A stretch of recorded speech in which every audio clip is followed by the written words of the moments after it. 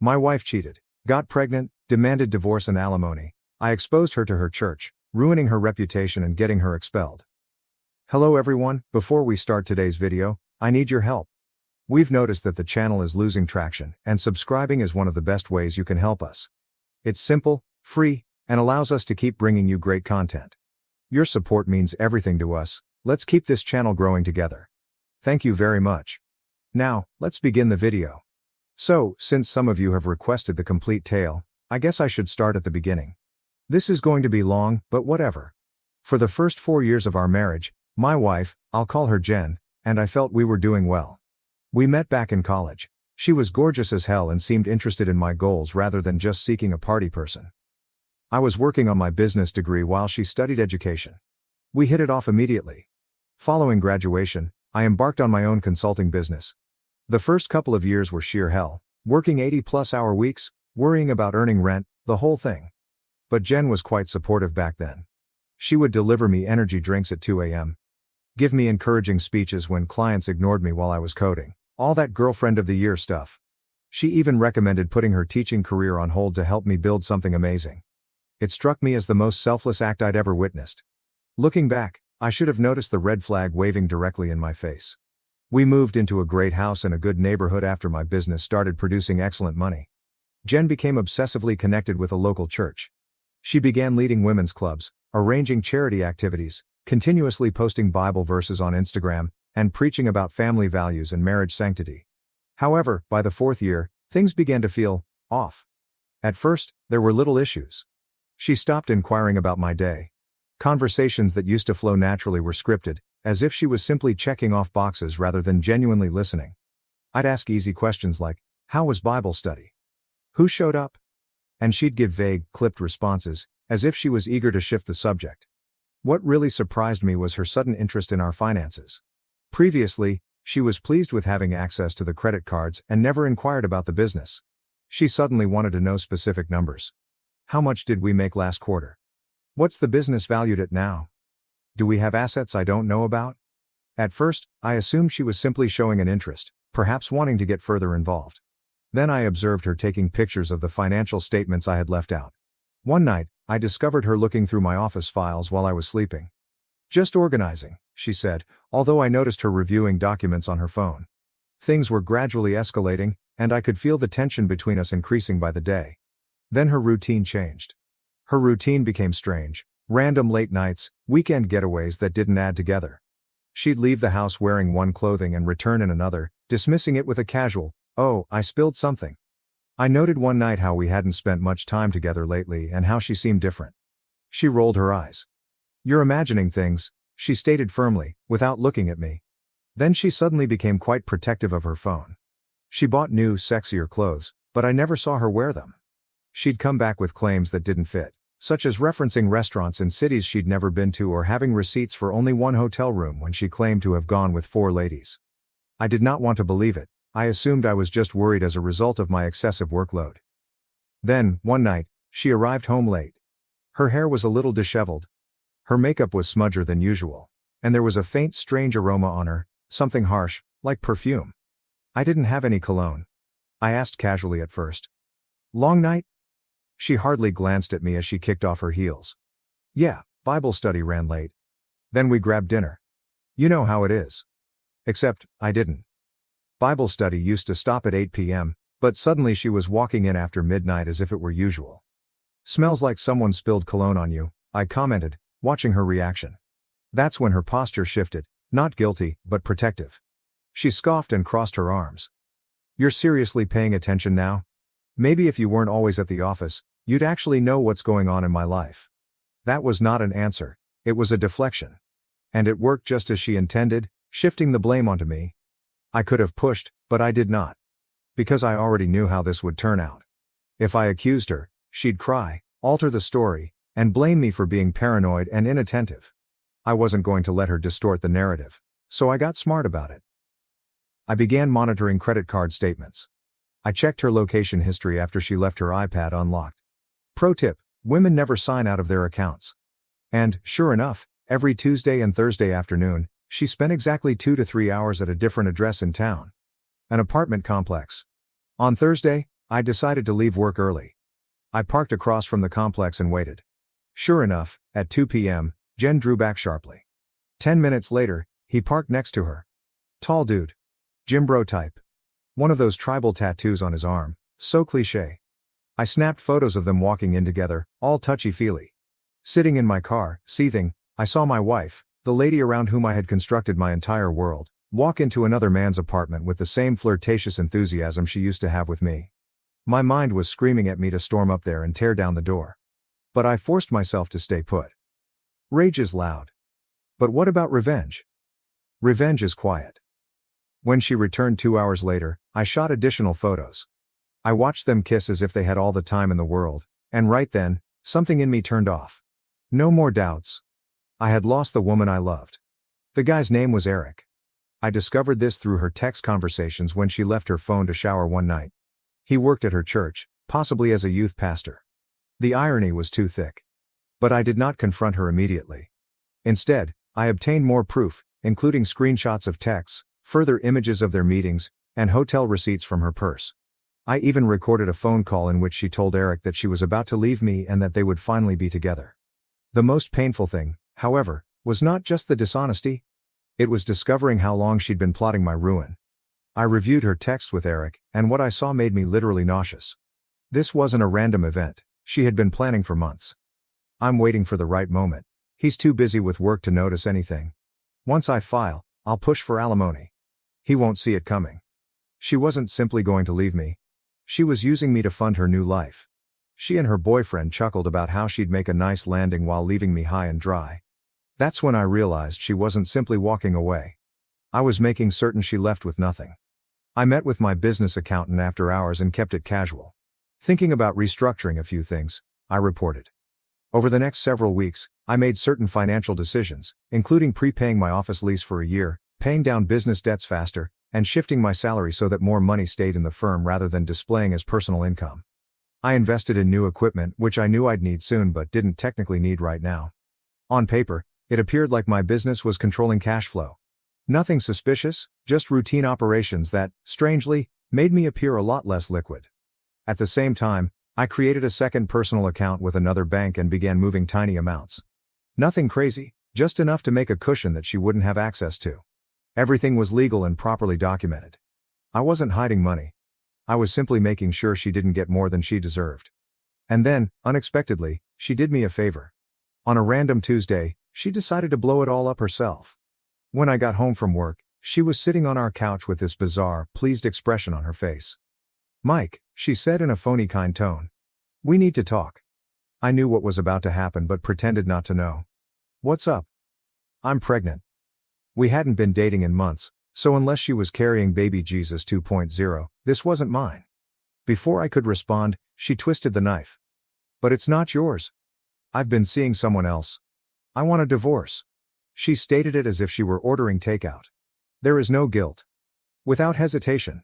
5 years of marriage, thrown away like an expired coupon. I could feel the wrath rising beneath my skin, and my hands flexed at my sides. Every instinct told me to throw the entire folder of evidence in her face, drag her through the mud right then and there. But then it struck me. It was perfect. She had no idea. No idea I already knew. No idea I had been observing, documenting, and waiting. She believed she was in control. She believed she was the one who ended things. I gave a lazy smirk. I noticed the spark of confusion in her eyes. She was waiting for me to explode, beg, and ask who. But I sat there, quiet as always. She doubled down. "And just so you know, you'll still be paying me alimony. I gave up my career for you, so you owe me." I locked eyes with her. "Jen," I commented. "Did you really think I wouldn't know about Eric?" Her face lost its color. I chuckled. "Tuesdays and Thursdays, right? 2 to 3 hours. Same apartment complex. Same parking spot. You didn't even try to mix it up. You really thought I was that stupid?" She stiffened, her jaw tightened. I don't know what you're talking about." "Oh, come on." I leaned back and stretched my arms across the back of the couch as if I had all the time in the world. "Bible study runs late, huh? That must be one hell of a lesson plan if it requires lingerie in a hotel room," I told myself. "And Eric, real winner you picked there. Youth pastor, huh? Wonder how his congregation would feel about him knocking up a married woman while preaching family values. She was now completely panicked. She sat up taller, her gaze darting around as if she were looking for an exit. "How long were you going to play with me, Jen?" I inquired, tilting my head. "You and your little boy toy were waiting for the right moment, right? Planning to milk me dry before you ran off together? What was it you said, he won't see it coming?" Her mouth opened and closed like a fish panting for oxygen. I did not let her recover. I stood up. "Let me make something very clear. You are not walking away from this as the winner. You are not taking a damn thing from me that I don't let you have." She attempted to recover, disguising her dread with false assurance. "It's the law, Mike. You can fight it all you want, but you'll lose." I gave her the smuggest smile I'd ever given someone in my life. "If you say so," I answered simply. She felt she was hitting me with the ultimate power move. But, honestly, she saved me the work. All I had to do was smile and make her believe she was in control. Meanwhile, I had already moved 5 steps ahead. The next 2 weeks were bizarre. Jen moved out practically immediately, straight into Eric's place. She filed for divorce, claiming irreconcilable differences. Fancy legalese for "I want to bang other dudes without feeling bad about it." I met with a group of lawyers. The first 3 essentially informed me I was screwed. "No-fault divorce state" was their favorite phrase. Apparently, the fact that my wife was banging the youth pastor and was knocked up by him didn't matter in court. But I kept seeking until I found an attorney, let's call him Paul, who didn't sugarcoat the situation. "Look, man, I'm not going to lie to you," he told you. "You're probably going to have to pay her something, but we can try to minimize the damage." I then showed Paul my financial statements. He raised an eyebrow. "Interesting timing on some of these business expenses and restructuring," he commented, looking at me. He didn't say anything else. He couldn't legally advise me to hide assets, but I could sense he knew what I'd done. "Well, this might help reduce the alimony calculation somewhat, but in this state, you're still looking at significant payments." That is when the wheels started turning. The courts may not care about her cheating, but her holier-than-thou church cronies will. I chose to remain cool during the divorce proceedings. Let her believe she was winning. Give her only enough rope to hang herself. Court day was weird. I arrived in my nicest suit. Jen arrived with her pricey lawyer, dressed modestly, as if she were auditioning for Sister Wives. It was almost funny how false the act was. Before we even started, the judge appeared to be extremely bored. Jen's lawyer spoke first, spewing rubbish about how she gave up her bright profession to support me, how she managed our home while I established my business, and how she deserved compensation for her contributions to the marriage. Then it was our turn. My lawyer provided the evidence: her adultery, the pregnancy, and the fact that she was already living with Eric. Her attorney stood up. "Your Honor, let's not forget that we are in a no-fault state." He stated it so smugly, as if those 3 words erased everything she had accomplished. While my client deeply regrets that her marriage did not work out, the law is clear. Marital misconduct is not a factor in determining spousal support. What is relevant is the financial disparity between these 2 parties. Hearing how carelessly they discarded all she had done made me want to tear the entire courtroom apart. She cheated. She lied. She became pregnant with another man's child. And I was still supposed to pay her for leaving me. My lawyer pushed back, setting out all of the information again, highlighting how she wasn't simply leaving a marriage, but also establishing a financial safety net while living with someone else. But the judge only sighed, waiting for us to finish. When it was time for the ruling, he cleared his throat and lowered the hammer. While the court acknowledges Mr. Walker's concerns regarding his wife's infidelity, the law in this state is clear. Spousal misconduct is not a factor in determining alimony. Jen sneered at me from across the room. The judge proceeded. Given Mrs. Walker's financial dependence during the marriage and her current unemployment status, the court finds that she is entitled to spousal support. Mr. Walker will pay $4,500 monthly for a period of 4 years or until Mrs. Walker remarries. $4,500 every month for 4 years, to the woman who cheated on me while carrying another man's child. I felt as if I were taking wild medicines. But fortunately, my financial decisions had paid off. Sort of. Rather than being left with a $6,000 monthly payment, the judge reduced it to $4,500. Not ideal, but better than nothing. What is the best part? Jen and her lawyer had no idea about the money I still had tucked away. Or that my business would miraculously recover once this was all over. Jen couldn't help but appear smug as we walked out of court. "Told you," she said quietly as we passed. "Should have just agreed to my terms from the beginning." Then she had the audacity to phone Eric right in front of me. "Baby, it's done, we won." She giggled like a teen. He has to pay. I told you the judge wouldn't care about the other stuff. I said nothing. Just watched her walk away, believing she had pulled off the ultimate deception. But the game was only getting started. I paid the first alimony check on time. I did not complain. Did not raise a fuss. Even sent a courteous email. Payment sent, please confirm the receipt? Jen appeared surprised. She undoubtedly expected me to be bitter, fight, and give her more ammunition. Instead, I played the ideal ex-husband, polite, timely with payments, aloof but not aggressive. She had no idea what was coming. Jen was more than simply a Harvest Community Church member. She was also their poster child. She led the women's ministry. She organized marriage retreats. She stood on stage throughout services, discussing God's plan for holy matrimony. Her father was a deacon. Her mother ran Sunday school. The entire family portrayed a wonderful Christian image. And I knew they'd throw her under the bus the moment they discovered who she truly was. I had collected everything. DNA testing results. Time-stamped images of her and Eric. Provide screenshots of their explicit texts. Hotel receipts. She even recorded herself insulting her religious mates for being uptight prudes. That one was especially juicy. I put everything in a neat professional folder and attached a cover letter that was really courteous and formal. To the elders at Harvest Community Church, I regret bringing this to your attention, but as a fellow Christian, I believe it is my responsibility. My ex-wife, Jennifer Walker, who oversees multiple ministries in your church, has been engaging in behavior that defies your church's principles. I've given documentation of her infidelity, which began during our marriage and resulted in a pregnancy that isn't mine, as proved by DNA testing. Jennifer is now living with this man and receiving considerable alimony from me. I'm sharing this not out of spite, but out of concern for the integrity of your ministry. Respectfully, Michael Walker. I dropped off the box early Sunday morning, when no one was present. Then I returned home and waited for the storm to hit. The Sunday after I sent my small care box, my phone blew up. Text messages from common church friends. Dude, WTF did you do?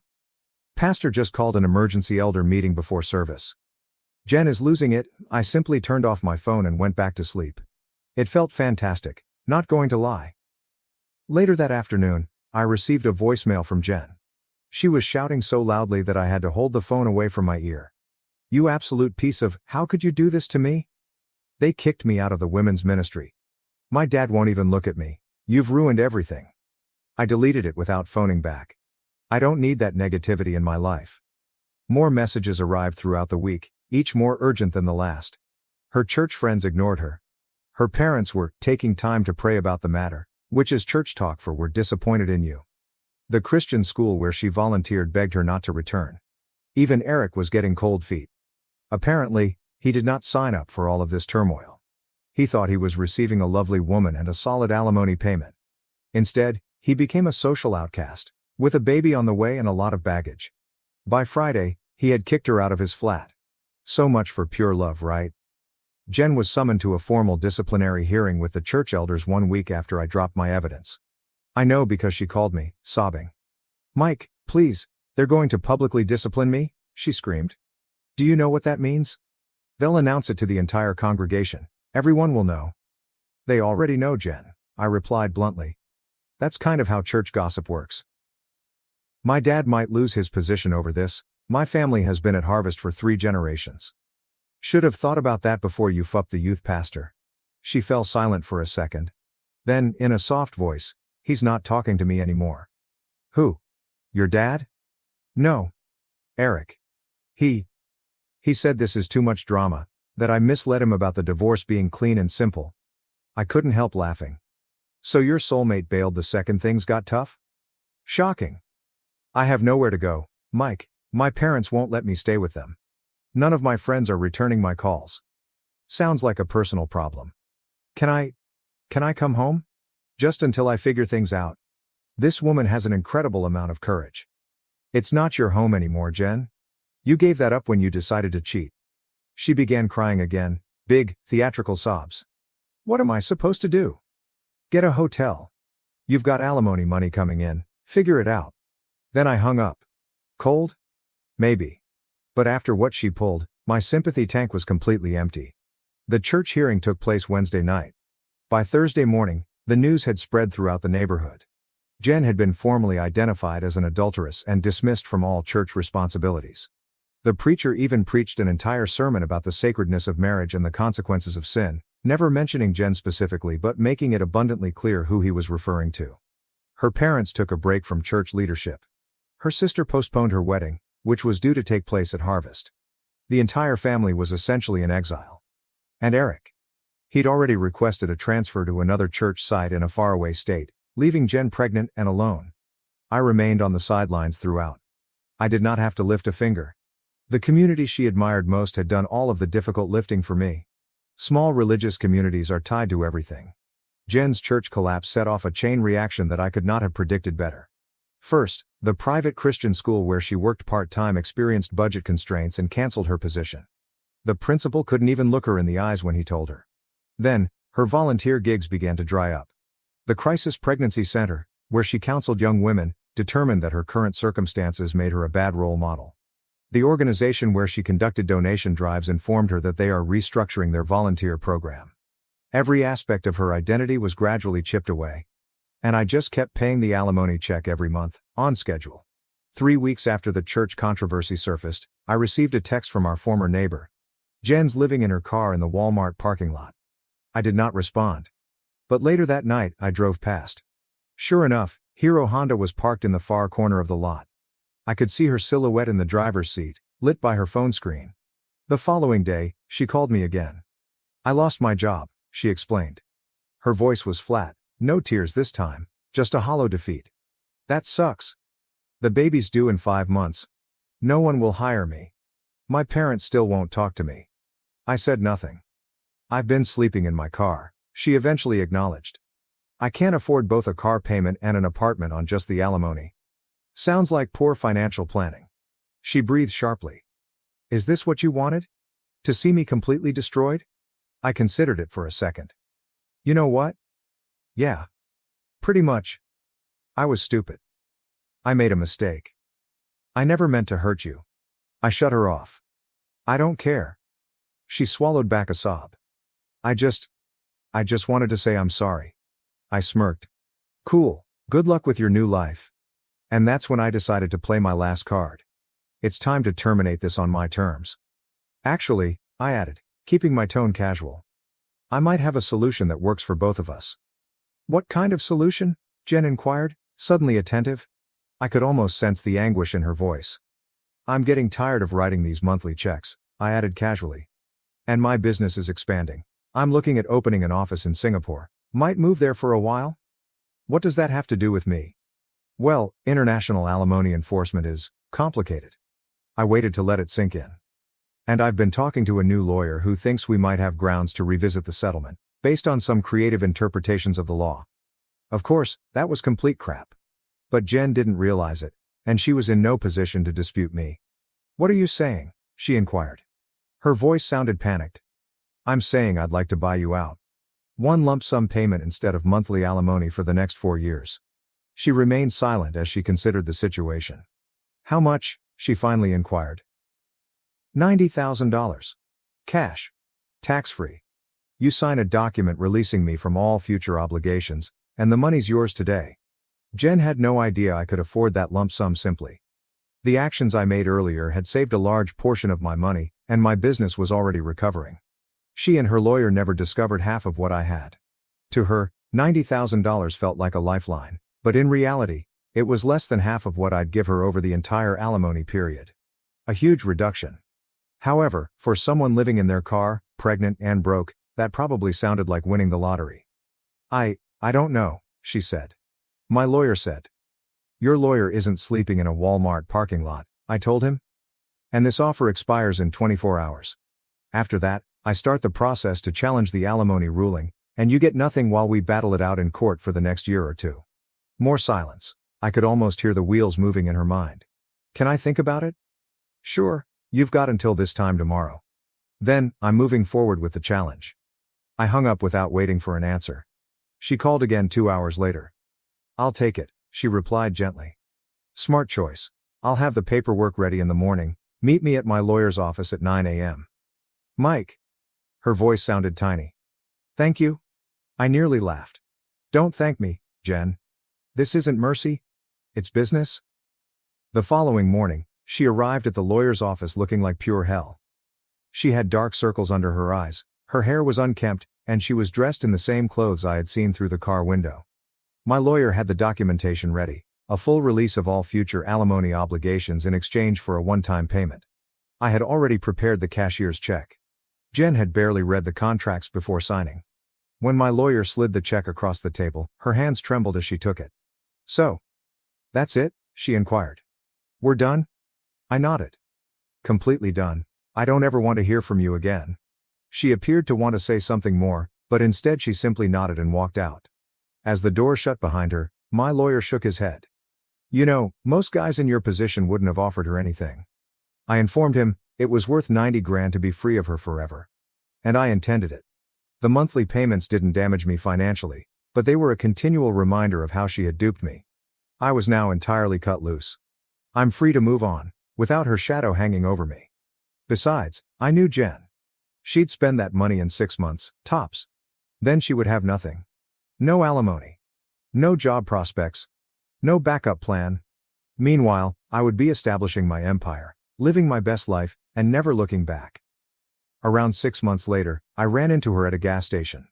It wasn't planned, just one of those random occurrences. She appeared harsh. Still pregnant, or possibly pregnant again. I didn't ask or care. She was driving a beat-up old Civic, not the lovely automobile she had during our marriage. When she spotted me filling up my new BMW, she froze, like a deer in headlights. I nodded to her simply to be polite. She walked over with hesitation. There was awkward pause, and she said, "How are you?" I shrugged. "Business is good, life is good." She nodded and looked down at her feet. That's good." More uneasy silence. "The money's gone," she finally said. "I had to pay off debt, and the rest went to rent and food." I simply gazed at her. "Not my problem." "I know, I don't know why I'm telling you this." I finished pumping gasoline. "Well, good luck with everything." I began to get back into my car, but she spoke again. "I'm sorry, Mike, for everything. I really am." I gazed at her for a long time. Was it satisfying to watch her like this? Honestly, not as much as I expected. I didn't feel bad for her though. Too little, too late, Jen. Then I got into my car and drove away. Have not seen her since. Things for me have been going great. I met this lovely woman, she is incredible. She has her own marketing agency, works hard, plays hard, and does not play games or pull any BS. We moved in together 3 months ago. There's no urgency to marry again. Once bitten, twice shy and all that. But really, I could see it happening with her someday. She's the real deal. I tried not to get involved in Jen's affairs, but knowledge spreads quickly in a small town like this. Furthermore, we still have some mutual acquaintances who periodically send information my way. How much did I give her? $90,000. Gone in 4 months. Apparently, she used some to pay off credit card debt I had no idea about, bought a cheap apartment, and blew away the rest trying to maintain her lifestyle rather than adapting to her new circumstances. Jen's style is classic. I was never able to budget effectively. She had the baby, a boy. Eric is legally obligated to pay child support, but from what I've heard, he's a deadbeat who consistently falls behind. As previously said, he relocated to Ohio and has little to no contact with the child. I guess his call to youth ministry didn't extend to his own children. Shocking. Jen attempted to continue her teaching career, but her reputation followed her. She refused to attend any Christian school. She lacked current experience, which public schools preferred. Last I heard, she was working in a call center, earning little more than the minimum wage. What is the actual karma? What happened to her family? Her parents eventually forgiven her after 8 months of avoiding her, but their relationship is still tense. They occasionally assist with the infant, but they are constantly making comments about horrible life choices and dealing with the consequences. Her sister keeps her distance, clearly concerned that Jen's reputation may impact her own standing in the church. Jen attempted to rejoin the church community, but it did not go well. Although she can attend services, she is barred from all leadership positions indefinitely. She sits in the back and exits immediately after the service ends. No longer women's ministry, no more marital retreats, no change in social position. The ultimate irony. A common friend informed me that she has been telling people she made a mistake and should have worked on her marriage. Too late. As for me, I am doing better than ever, business is thriving, the relationship is stable. I'm finally doing things I never had time for. I received my pilot's license. I took up mountain riding. I've even begun learning guitar. Lesson learned? Sometimes the worst things that happen to you result in the best version of your life. You simply have to be willing to burn the bridges that must be burned, and never look back. So I suppose that's it. I probably won't post an update on this whole situation because, honestly, I'm not thinking about Jen much these days. I have better things to focus on. Oh, and one last thought for anyone going through something similar: record everything. Capture screenshots.